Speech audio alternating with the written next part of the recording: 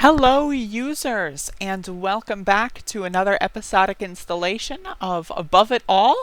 And there is a congressional committee investigation regarding the use of force by police against the media. And I did not see this covered too much. This is in regards to specifically the Australian news outlet that I believe, if you remember the clip when the cameraman, this was in DC's Lafayette Park, when the cameraman was just kind of recording things, and the cop kind of grabbed the camera and shoved it over and kind of stuff, and then smashed the dude with their riot shield. I think that's what this is in reference to. I would like to play this. I haven't watched all of this. I've watched maybe a minute. I've skimmed a little bit. It's 7 minutes, so I probably won't go through this entire video here. But this is just interesting information. And again, we do not live in a world where we have the First Amendment. As Mike Pence says, the First Amendment for me and not for thee. That's what he says. It's okay to go to Tulsa without masks on. That's fine, because, I'm just expressing my First Amendment. But if you take out your camera and record a cop killing someone, oof, sorry, we're going to have to punch you in the face. No First Amendment there. And take your camera and arrest you. In a lot of instances, like in Philadelphia, I've covered, where someone was just a journalist inside of a municipal building, boom, arrested. Who knows who they are now? I don't know. There's also a lot of instances of people disappearing in police custody to worry about. So I just want to play this a little bit, and we'll comment on it in real time. Thank you, Chairman Grijalva, Ranking Member Bishop, and members of the committee for the opportunity to speak today.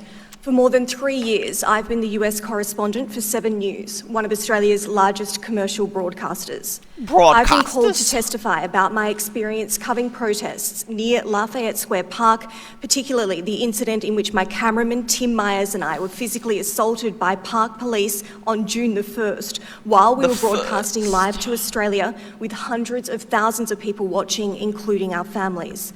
This video, which formed part of the coverage in Australia, shows the incident from multiple angles.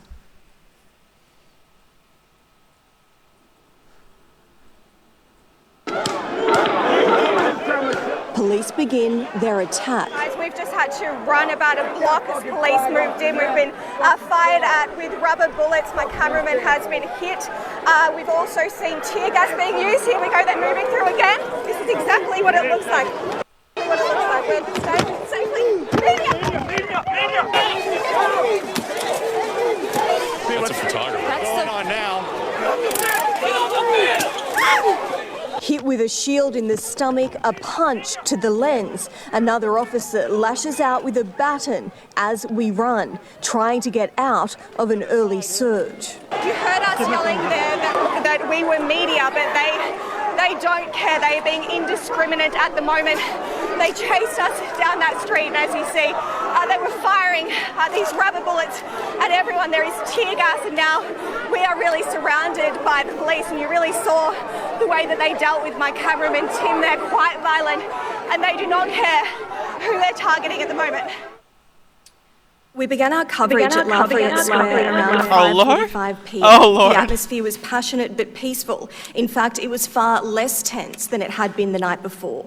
As we prepared for our 6:30 p.m. live broadcast, we noticed riot police lines begin to form.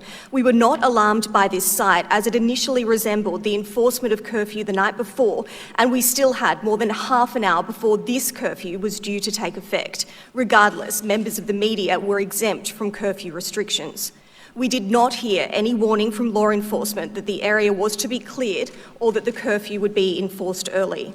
Suddenly, the police line surged forward. We moved back along with... Okay, this is one of those things where I just want to be explicitly clear. This is not, you gotta fire or put on administrative leave the individuals that punched and the individual that hit the... No. All the cops charged. That was an unlawful order. Charging in before curfew to beat the shit out of people, that is unlawful. Not that every single cop who followed the non-lawful order deserves either to go to jail for violating the law, violating the First Amendment to the Constitution, so go to jail. If you don't want to do the time, don't do the crime. You committed a crime against the Constitution of the United States. Don't complain. Oh, sorry, I didn't mean to beat the shit out of you for expressing your First Amendment right. So they should all be sent to prison, as far as I'm concerned. But also, it's one of those things where, again, you cannot make reform. Reform is impossible. These cops, we do not live in anything but a fascist military police state. That's what this is. Look at, for example, the New York Police Department. Their budget, $6 billion. That's more than the military budget of almost every European country. That's more than the military budget of almost every Latin American country. And that's just for New York City. Why is that? Why is that more than the military budget for countries that have hundreds of millions of people? But it's just for one city. Why is that? Isn't that a little weird? Because this is an occupying terrorist organization. Look at the Blue Leak stuff that came out. Just Google it. I'm afraid to talk about it. But there's a lot of stuff being uncovered there. And I want to wait until all the data is kind of easily surfable. But there's a lot of stuff in there. LAPD talking to Houston PD, talking to Chicago PD, talking to New York PD, talking to DC's cops. Exchanging ideas. Oh, when the press gets out of line. Yeah, the press gets out of line? Using racial slurs to talk about people to each other. These people are animals. There is no reform. The police departments were birthed out of slave patrols. Since its inception, the police in this country have been for the powerful and against the powerless. We do not have a First Amendment. Because the First Amendment only matters when push comes to shove. If there's nothing going on and I've got my phone and I'm just recording the day, oh, look at the sky! Oh, look at the grass! It's like, who cares, right? The First Amendment only matters when push comes to shove. When cops are breaking the law, when they're killing people, what happens to those recording it? That's when the First Amendment matters. And as we can see here, the First Amendment does not matter because it does not exist. It is an illusion. There is no such thing as the First Amendment. There is no such thing as free speech. And the sooner you realize that, the sooner we can actually get work done. But again, you need to be careful if you're going into a protest. Never go alone. If you want to go alone, don't go alone. You're more useful, scanning police scanners and posting live updates on Twitter or something from your... Like, if you want to do protesting, you're more useful maybe clogging up non-emergency lines or, other things. Like, maybe you're more useful doing something that's not on the ground. If you go to a protest alone, there is a high chance that you will disappear. I have seen several cases of people just literally disappearing. They're last seen getting thrown into a cop car. 2 hours later, they call the cops. Hey, where's my son? Hey, where's my brother? Who? I don't know what you're talking about. They will not hesitate to kill people. Look at all these recent lynchings. Oh, sorry, they're suicides. Okay.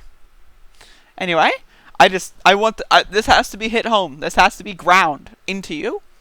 You need to understand that we do not have a Bill of Rights in this country. First they came for the 4th. Then they came for the 6th. Then they came for the 8th. Then they came for the 2nd. Then they came for the 1st. We don't have them. We have cops breaking into people's houses, violating the 3rd Amendment. No warrant. Just staying in people's houses. The 3rd Amendment, the one against quartering? That when you're in school, it's like, what the hell is a quartering? What? Yep. They're violating that one too. Because we do not live in a constitutional republic. This is a fascist, militarized police state. And you need to understand that. Alright, thank you for watching. I'll see you again soon.